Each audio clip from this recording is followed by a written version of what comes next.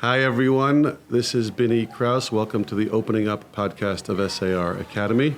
It is great to be here today. We are gearing up for the 2023-2024 school year. We have about 200 teachers in the building this pre-Labor Day week for our in-service. Lots of different programmings, time for class setup, and getting ready for the day after Labor Day when our kids will be coming back to school. Our theme of the year this year is reaching out.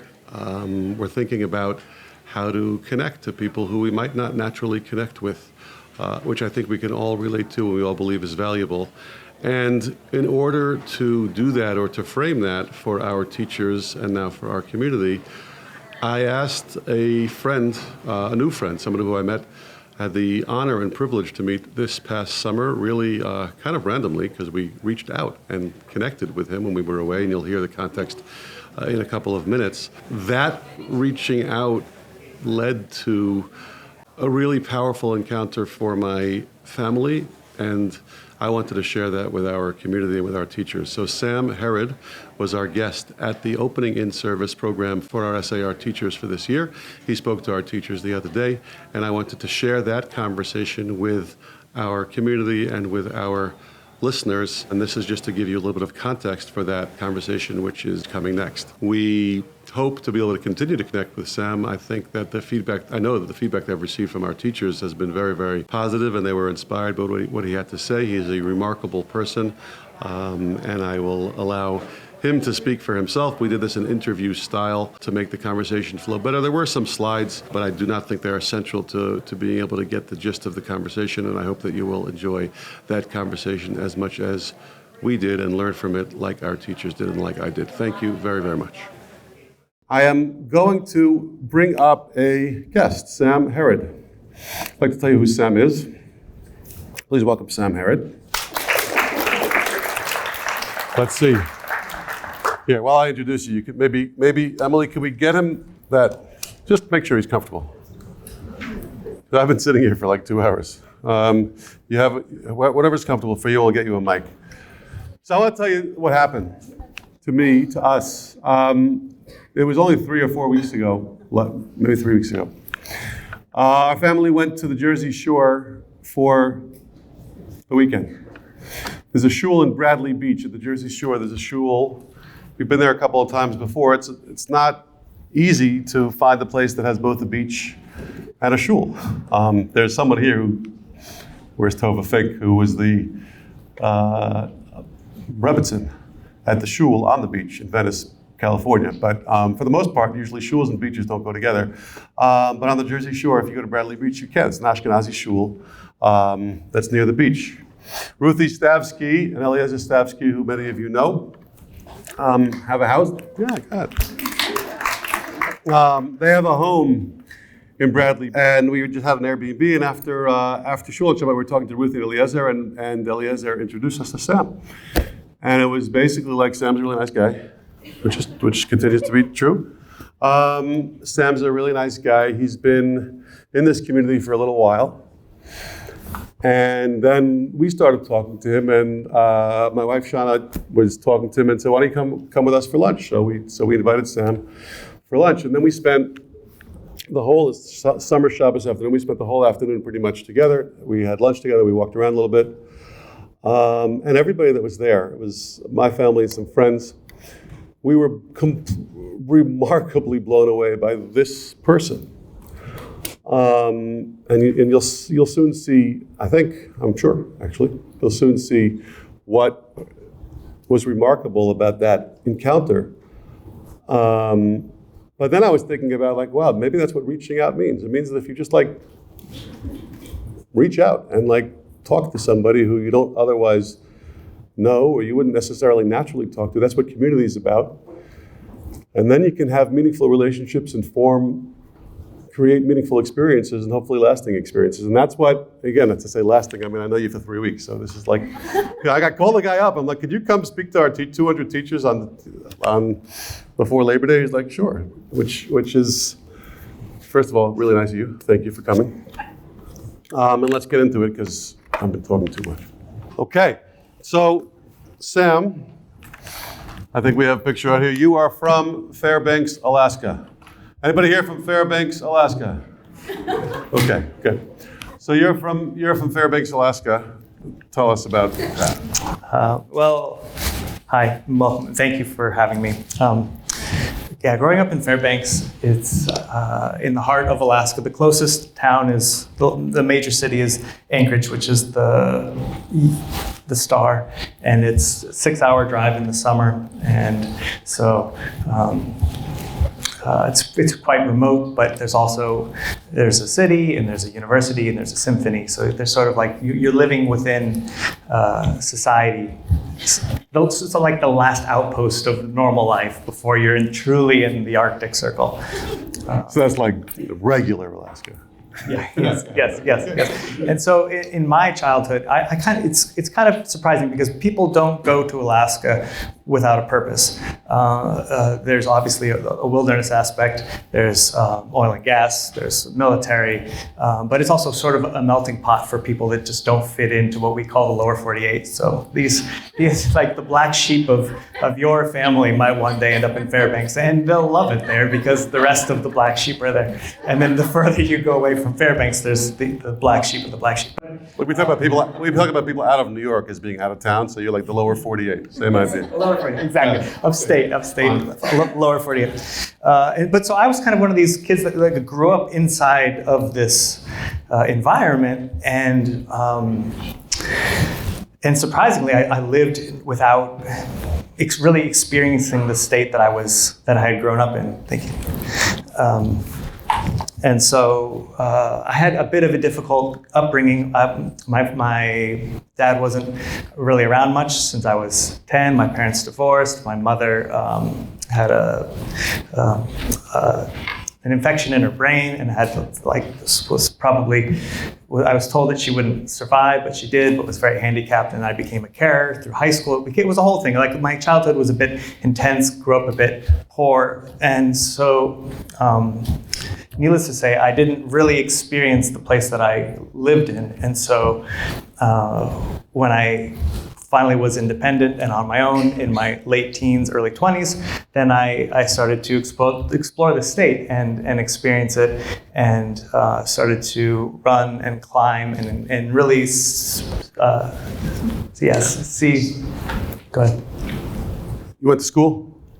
I went to school. Did you go to school? I went to public school. So yeah, I mean, you can imagine your elementary school classroom. It's like maybe 2/3 school, 1/3 closet for all the winter gear, because we had so much, like recess happened regardless of the weather. So we would be out playing, and these like little frozen little children, and you'd have like little frost nipped noses, and it was just we didn't slow down for the weather. It was kind of a unifying aspect of living there, is that everyone's sort of suffering.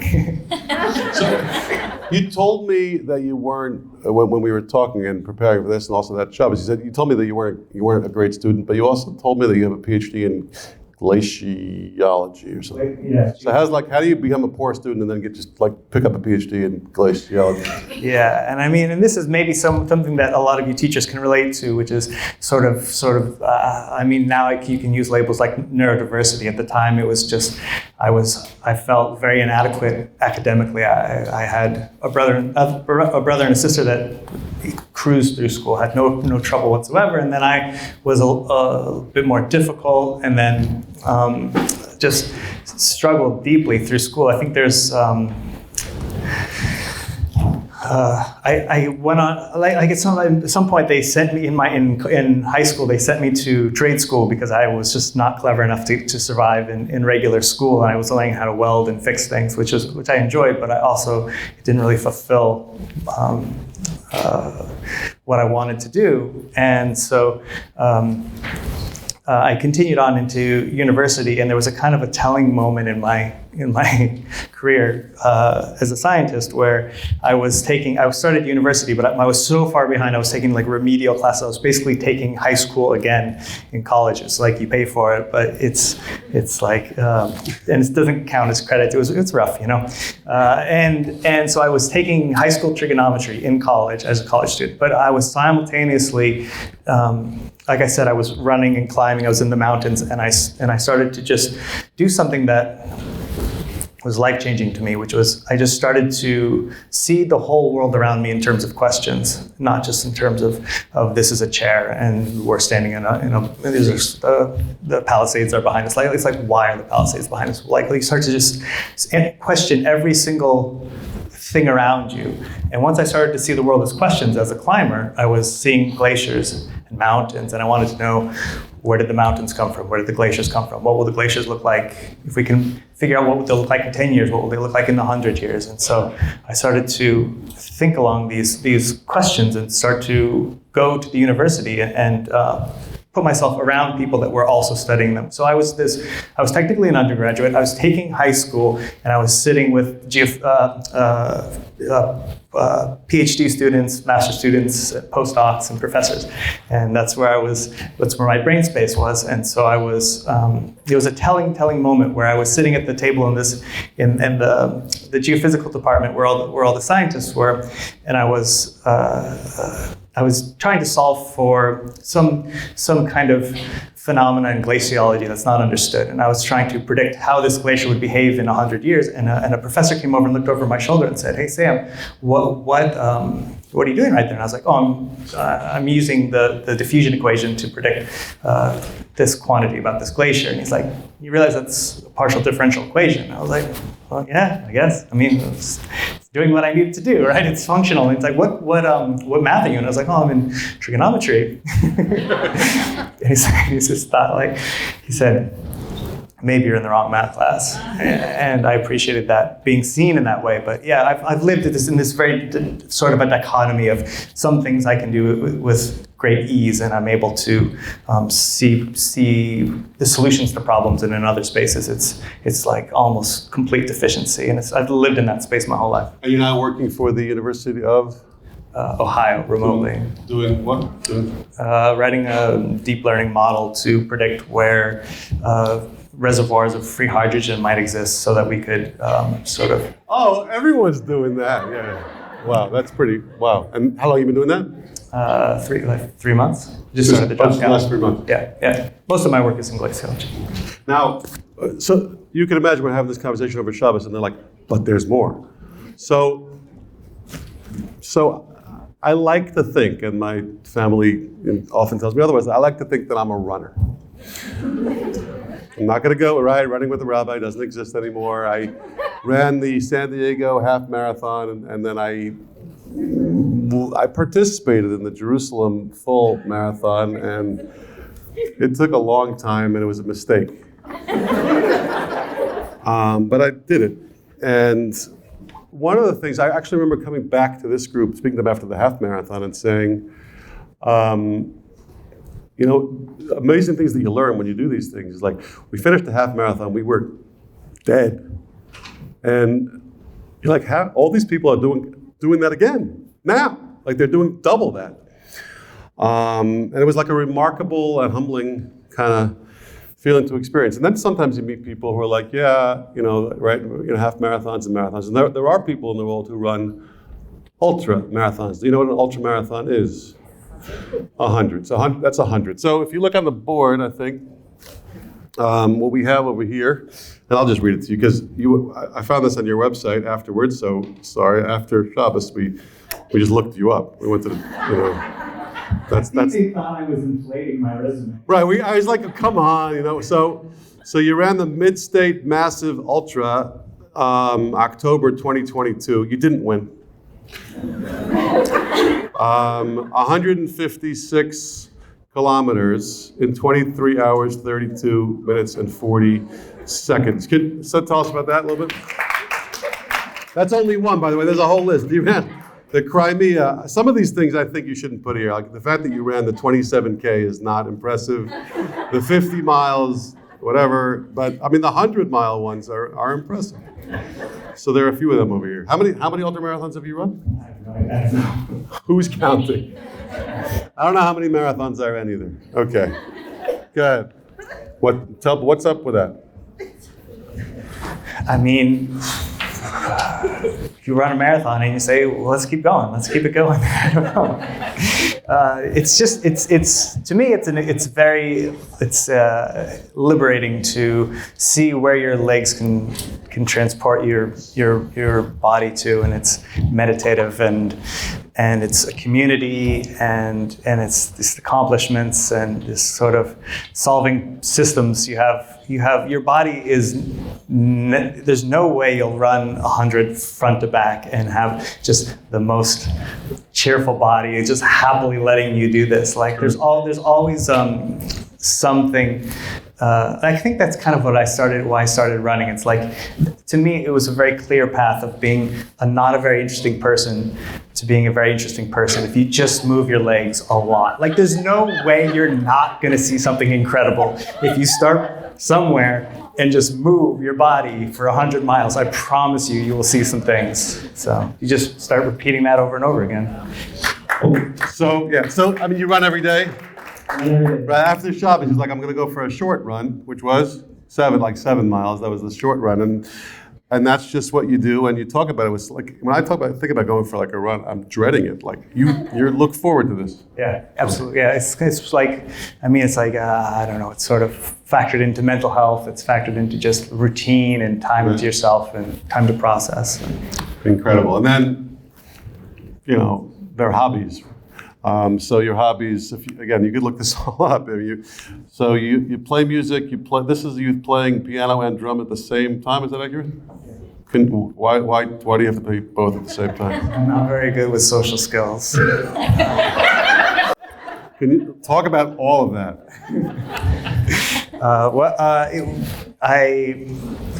I wasn't, when I was picking my instrument to play, my sister had already chose percussion. She was more like classically minded, and I just loved the moment I heard, I grew up around a lot of classical music, so hearing a beat behind some music was just perfection in my ears.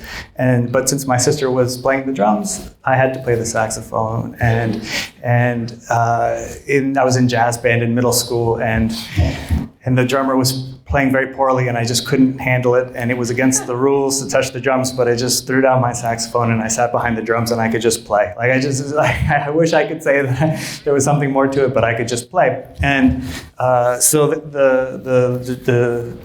the band teacher said, why don't you borrow the drum set and come back a real drummer next year? So I did that. But the problem is we also had a piano in our house. And while I was playing drums to myself, I was wanting to hear the music, the melody.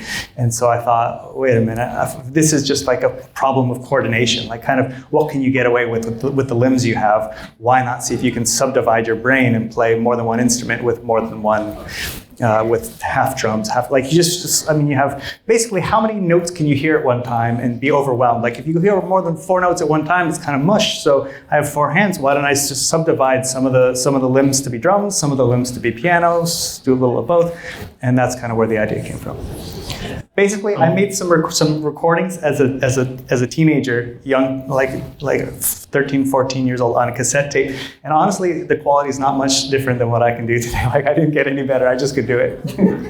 Right, so just to be clear, I have a piano in my house too, and it never has yelled out at me quite like that. You actually wrote an article, which again you could look up. Can an observant Jewish? Oh, you want to play it? It's up to you guys. We got all day. Good.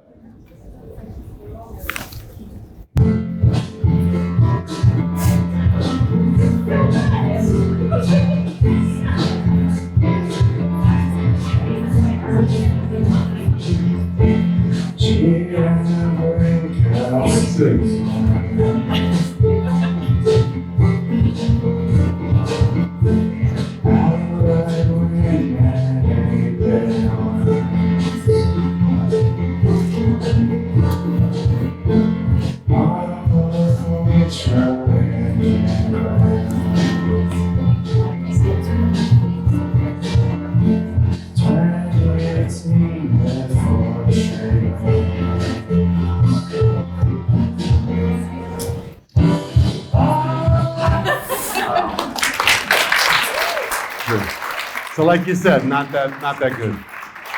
That's amazing. That's incredible. Wow. That is incredible. You wrote an article. Can an observant Jewish? It's okay. Can an observant Jewish runner run? Did you say this was in the Jewish link actually? I know it wasn't in the Jewish. Oh, okay. I'll make that up. Okay.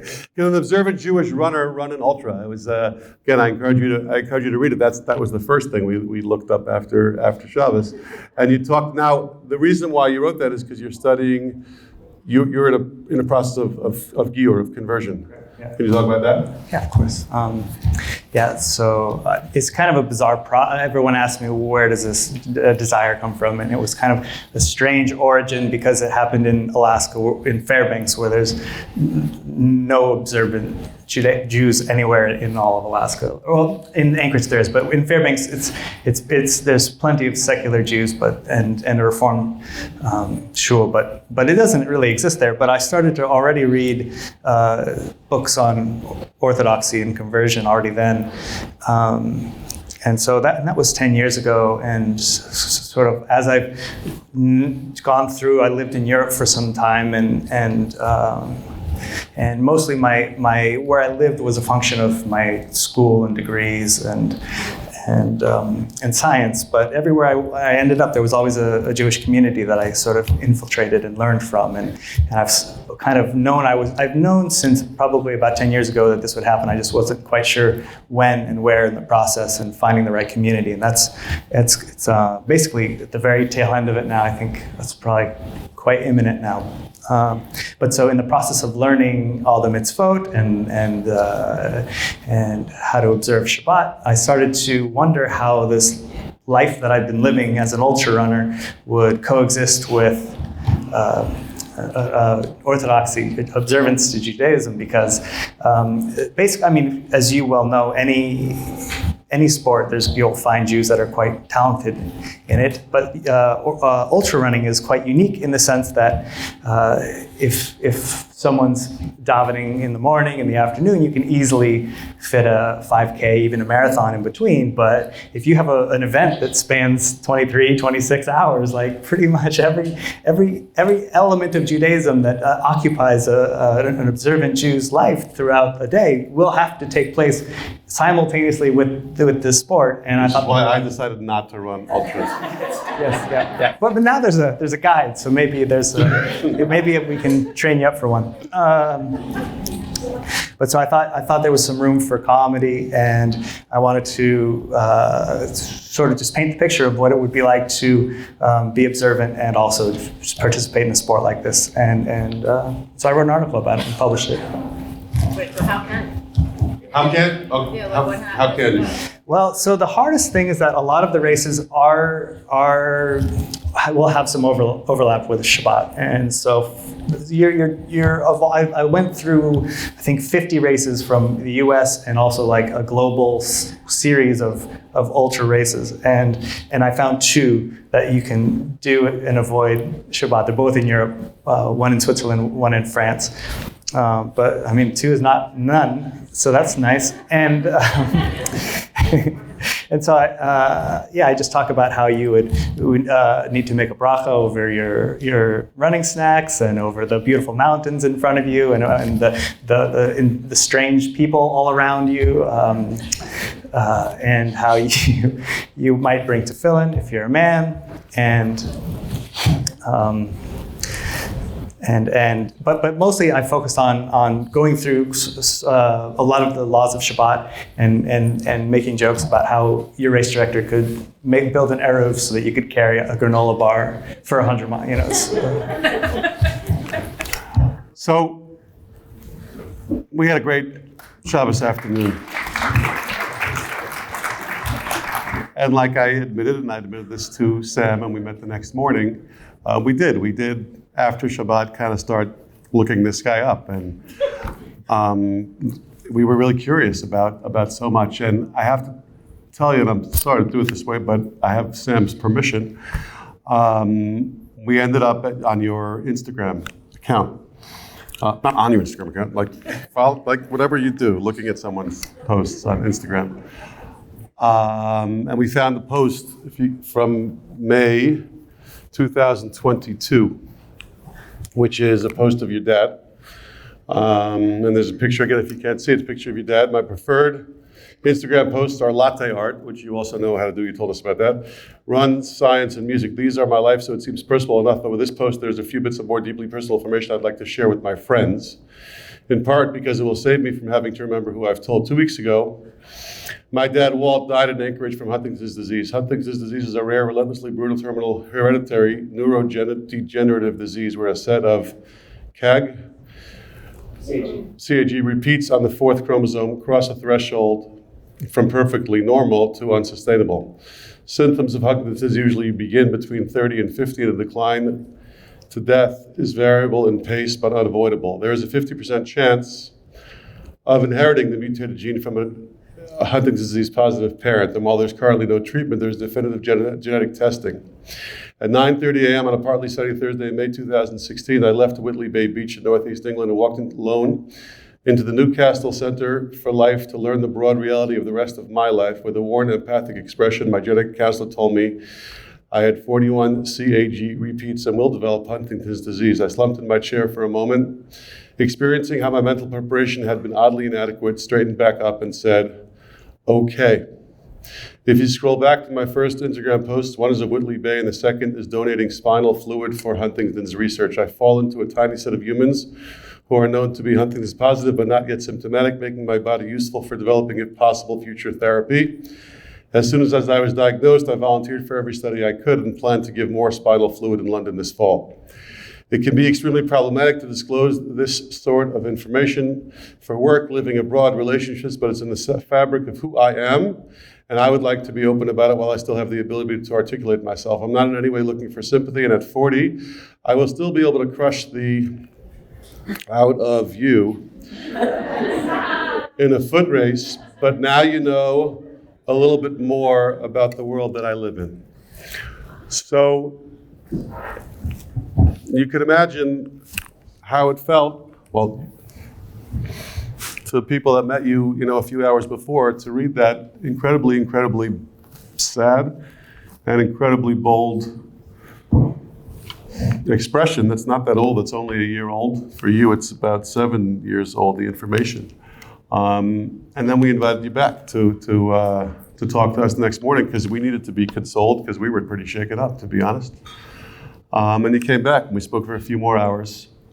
And one of the things that you said was that you are hoping to be able to share all of it, like all of you and all of your story with people in the hope of kind of the practical things that you mentioned, and then just so many of the potential lessons that you might be able to share. So I wanted to give you that opportunity to reflect on that. Yeah, there's just a lot of people that have this condition that feel silenced or unable to speak out about it just because it's so devastating. It can really have repercussions on, obviously, relationships and children, but also things like immigration and maybe employment. If an employer gets this information, they might elect to not hire you if they know what the future holds for you. But I thought that I'm on a unique enough trajectory that I'm not beholden to these constraints, and if I sort of suffer some consequences from this, that I'm willing to take them on just for the ability to speak out about it while I have the ability to be articulate. And I feel like I can be, in some ways, a spokesperson for disability, because many people that live with disability will never be able to stand before you and articulate what they're feeling. And I can't say that I can understand what it will be like for me in the future, what it is like for other people, but I do have the ability to comprehend the immensity of it, and how even in the preparation for getting a diagnosis like this, it took a year. They want you to go through a lot of psychological evaluation because there's a high frequency with suicide from learning this information. And so they are quite careful with giving it to you, the information. And it was interesting that in that process, you prepare yourself for either outcome, but when you get the outcome, it's still devastating. in a way that you couldn't anticipate. But what that has given me is an ability to have an understanding about sort of our mortality and life and what you prioritize in it. Especially when, I mean, in a simplest sense, we're all sort of in the same trajectory. Mine's just slightly better understood and probably a lot shorter.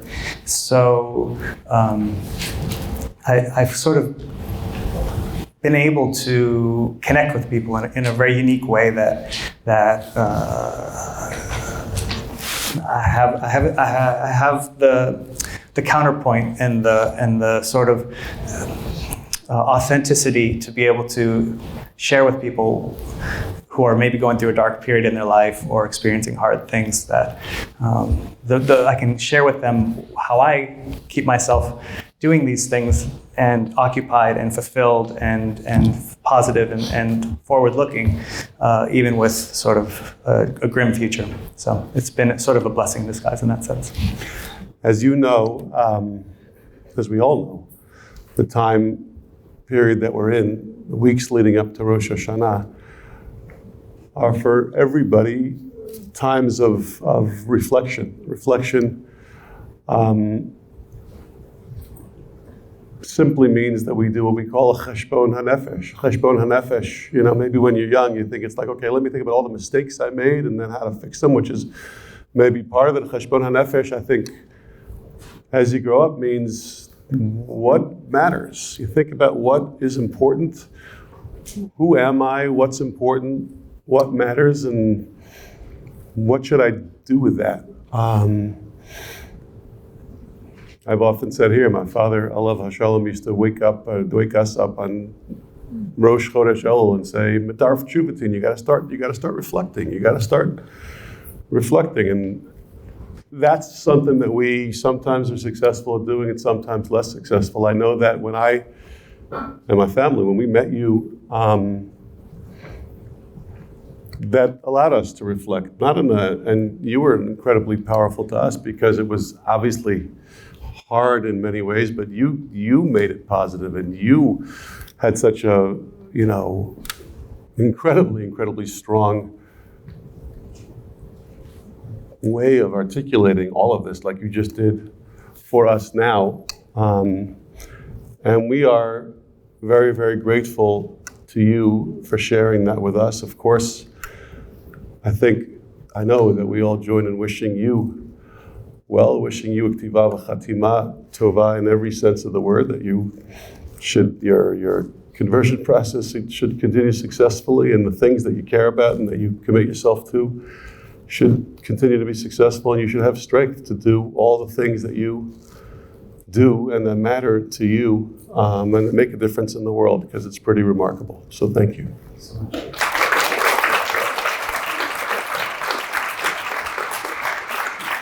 A little bit over time, but if there are any questions or comments, I'd love to not just break. Got it?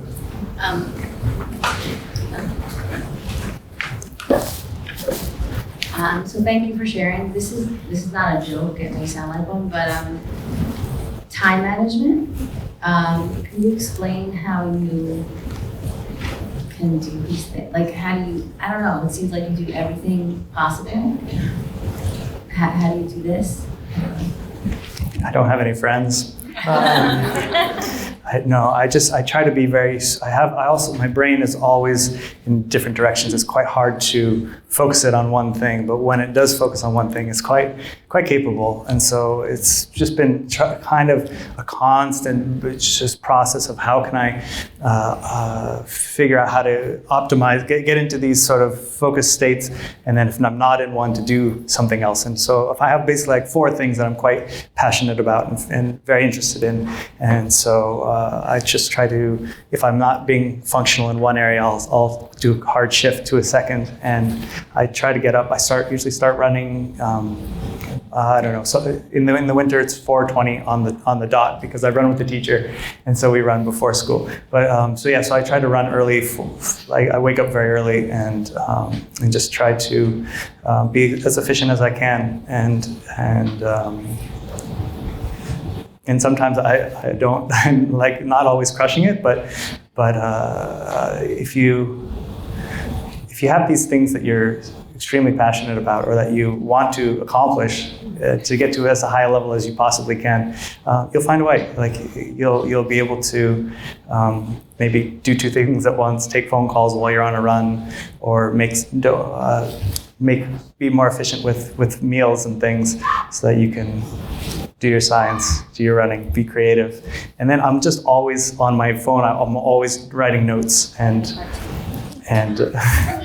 always taking notes, and while the thoughts come, I'm constantly jotting down, and I have in all these different areas just constantly log. When the moments of creativity come, I make sure it gets into a note on my phone. And the second part is, I don't know if you can express this, but how do you believe, like you see something so sort of like big, I'm sure you break it down into small steps, but how do you actually believe that you're capable of doing? I love that question. I got a PhD in glaciology, but the entire project that I took up to this high degree, and I published in a nature journal, in a well-respected journal, and the whole project could be sort of funneled back to an instant where I was standing on a glacier in a graduate student-led field course, and they were trying to explain to me something about the mass balance of a point of a glacier, and I was too preoccupied with something around me that I didn't understand, and I asked questions like, don't think about that, and I just in that moment could just see the entire project from start to finish. I didn't have all the intermediate steps, but I knew exactly where it could go. And almost to the T from that point when I was 20 to when I finished my PhD, it was really just following that trajectory. And so it's just a matter of seeing questions, seeing the problems, seeing the holes, and then trying to think, do you have the tools and the knowledge to fill them? Heidi, go ahead. What Jewish community have you decided is the approach is the right one for you? It sounded like that was something you determined. Yeah, it's a good question. So my first kind of exposure was Chabad in Southern California, and I found that really a moving environment. From there, I went to a very Haredi community in Gateshead, in Northeast England. I lived there for 3 years, and now I'm sort of in a more modern Orthodox community, but there's not a daily minyan at this shul on the beach, so I've been spending a lot of time davening with the Syrian community, so I've kind of had a nice smorgasbord of all the varieties. Yeah, so I think I'll probably land in the modern Orthodox. Just to so Can you play that? I assume that's. You know, when I would climb with we would spend sometimes in these big Alaskan mountains. The trips could span weeks, and if a storm comes in, you'll be trapped in a tent with another guy for a really long time. And that's the only time in my life when I studied openings. But otherwise, I don't think it's. I think I'd rather, I don't know, write code or learn a language as my brain teaser. So I'm not that good at chess. Is what I'm trying to say. No one here is good at chess. Okay. First of all, thank you so much for sharing. Super interesting and inspiring. And when I was getting my master's, my focus was on how movement impacts learning and the connection between moving your body and then the learning that can happen or that can blossom from there. And I heard in your story, and I'm not sure if I'm making it up, that you had a hard time in school and then you started running and then you started climbing and moving and then things opened from there. Was that a connection for you? Was that something that aided your I could say learning, but to development or your sense of self or anything along those lines? mean, it definitely helped with the sense of self. It helped me make friends who then were smarter than me and could help me. There was a classic moment where one of my climbing partners sat me down. I was failing a class in my undergrad, and he said, pull out every test you've taken, let's go through it together. And we go through every question. It's like, got it wrong, got it wrong, got it wrong. And he starts to read the answers. He's like, you wrote clever things. They just didn't answer the question that was on the page. Like, you just need to learn how to read the question a few times and actually answer it. Don't just say the things that come to mind. I would say honestly no, though, that the running, I mean, it was great for community. It was great for mental clarity. But I think the struggle that I've experienced as a kid and in school, it's not gone away at all. I think I still live completely with it. I just I skipped a master's because I published a couple papers in my undergrad, and a professor invited me. A European professor saw work I did at a conference and invited me to do a PhD with her. And I said, no, I need to do this master's first. It's like very course heavy in the US. She's like, look, you're obviously terrible at this. Why don't you just do what you're good at and do science? Just write the papers. And so that's what I did for 3 years. And so I think it was just a matter of like movement was definitely a massive advantage for all parts of my life. It's like a tide that rose all the ships, but I wouldn't say there was a one-to-one as far as my brain working a little better. Okay, I think we're going to break and say thank you again.